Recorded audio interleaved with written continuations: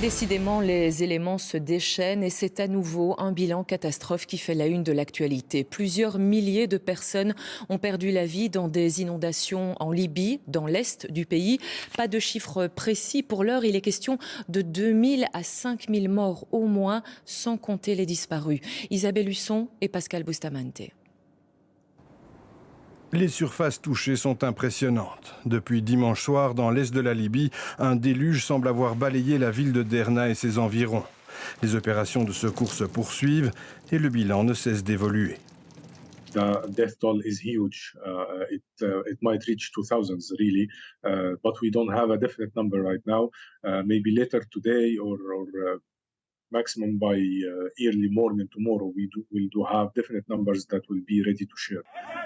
Aucun Belge n'a été signalé dans la région, mais près de 10 000 personnes auraient aussi disparu. La région est sujette aux inondations. Chaque année, elle connaît des crues, mais cette année, le phénomène est encore plus important.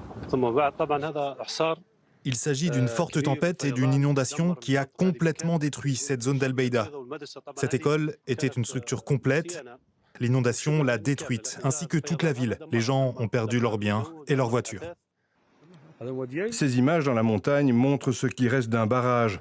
Celui-ci faisait 40 mètres de long. Il y en a deux comme celui-ci qui ont cédé. Le volume d'eau lâché d'un seul coup explique sans doute, en partie, l'importance des dégâts. Le commandement général suit de près les opérations de sauvetage et de secours, ainsi que la recherche des disparus. Les unités de recherche et de sauvetage ont réussi à sauver un certain nombre de personnes coincées sous les décombres dans les différentes zones touchées par les inondations. Mais les ressources du gouvernement sont limitées. Ce dernier a fait appel à l'aide internationale. La Turquie a déjà dépêché 3 avions sur place ainsi que des équipes de secouristes. L'Égypte a également annoncé l'envoi d'une aide de l'armée. La Belgique, quant à elle, ne déploiera pas Bifast.